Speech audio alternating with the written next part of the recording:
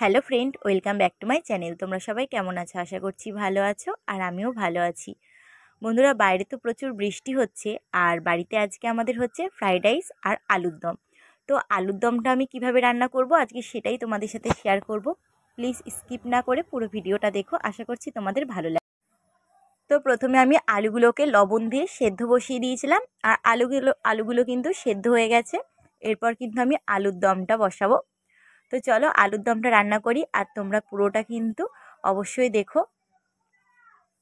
তো আলুর দমটা বসানোর আগে কিন্তু আমি পনিরগুলোকে ভেজে নেব। যেহেতু আজকে পনির দিয়ে আলুর দম করব, সেই জন্য আগে আমি অল্প পরিমাণে সাদা তেল দিয়ে তেলটা গরম হয়ে যাওয়ার পর আমি সামান্য একটু লবণ দিয়ে দিয়েছি।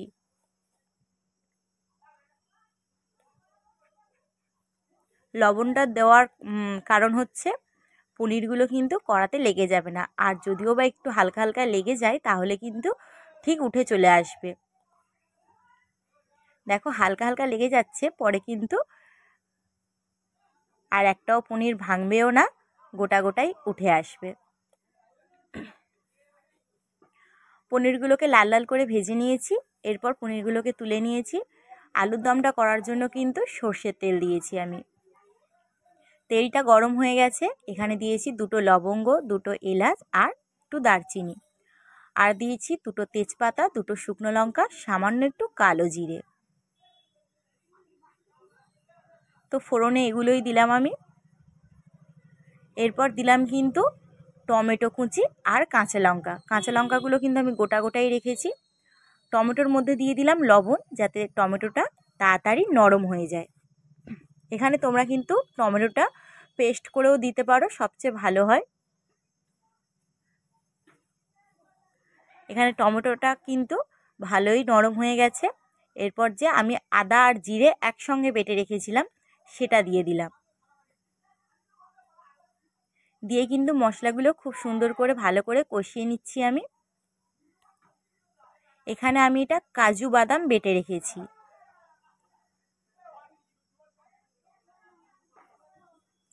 মশলাগুলো কিন্তু ভালো করে কষিয়ে নেওয়ার পর, আর এখানে কিন্তু তলায় অল্প অল্প করে ধরে যাচ্ছে, সেই জন্য কিন্তু আমি সামান্য একটু একটু করে জল দিয়ে মশলাগুলোকে কষাচ্ছি, যাতে মশলাগুলো কড়ার তলায় লেগে পুড়ে না যায়।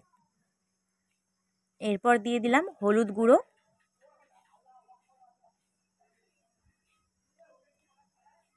আর লবণ তো আগেই দিয়ে দিয়েছি, আর সামান্য একটু লঙ্কা গুঁড়ো।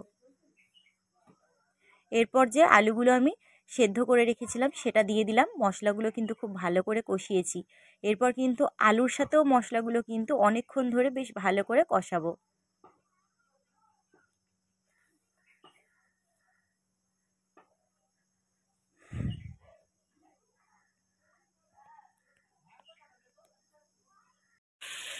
অনেকক্ষণ ধরে ভালো করে কিন্তু কষিয়ে নিয়েছি। এরপর কিন্তু আমি দিয়ে দিলাম এটা কাজু বাদাম বাটা। আমি কিছুটা কাজু বাদাম বেটে রেখেছিলাম সেটাই দিয়ে দিলাম, আর বাকিটাই কিন্তু একটু জল দিয়ে ধুয়ে দিয়ে দিলাম। ভালো করে এবার কিন্তু আবার কাজু বাদামটার সাথে কিন্তু ভালো করে কষিয়ে নেব আলুটাকে।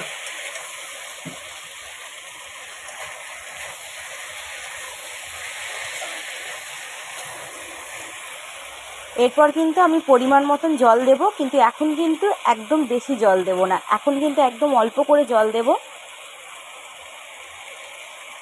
তোমরা দেখে বুঝতেই পারছো আমি কতটা জল দিয়েছি, অল্প করে দিয়েছি। এবার কিন্তু ঝোলটা ফুটলে আলুর দমের মশলাটা দেব।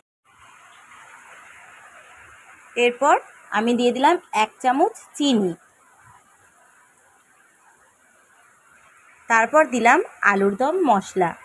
তো মশলাটা কিন্তু বেশি দেবো না, অল্প করে দেবো। আর এর আগে কিন্তু আমি অনেকবার ব্যবহার করেছি, তাই অল্পই ছিল, সেই সবটাই দিয়ে দিয়েছি। আলুর দমের মশলাটা দেওয়ার পর কিন্তু একটু ভালো করে মশলাটাকে মিশিয়ে নিতে হবে ঝোলের সাথে। ঝোলটা এবার ফুটে উঠেছে। এরপর কিন্তু আমি পরিমাণ মতন জল দিয়ে দিলাম, যতটা তোমরা আর কি ঝোলটা রাখতে চাও। তবে একটু বেশি করে দিলেই ভালো, কারণ ঝোলটা কিন্তু আলুর দমটা নামানোর পর ঝোলটা মোটা হয়ে যাবে। আর বাইরে তো প্রচুর পরিমাণে বৃষ্টি পড়ছে, আওয়াজ পাচ্ছ তোমরা। দেখো ঝোলটা অনেকটা ফুটে কিন্তু গাঢ় হয়ে এসেছে। এরপর আমি পনিরগুলো ভেজে রেখেছিলাম সেটা দিয়ে দিলাম। আর আলুর দমটা কিন্তু একদম রেডি হয়ে গেছে, আর 2 মিনিট ফোটানোর পরে কিন্তু আমি নামিয়ে নেব।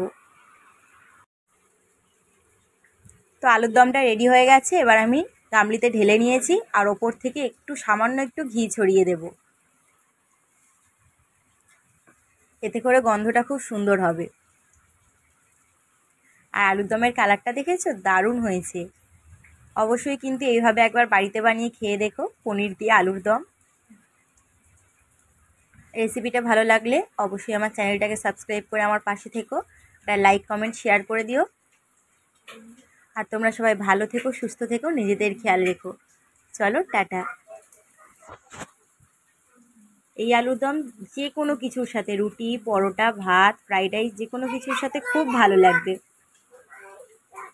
চলো টাটা। আর এই যে আজকে হয়েছিল ফ্রাইড রাইস, আর তার সাথে কিন্তু আমি এরকম আলুর দম বানিয়েছিলাম। আজকে ফ্রাইড রাইসটাও আমি পনির দিয়ে বানিয়েছি। পুরো রেসিপিটা আমার চ্যানেলে দেওয়া আছে ফ্রাইড রাইসের, অবশ্যই তোমরা গিয়ে দেখে এসো। আর এই যে আলুর দম, যে কোনো কিছুর সাথেই খুব ভালো লাগবে আলুর দমটা।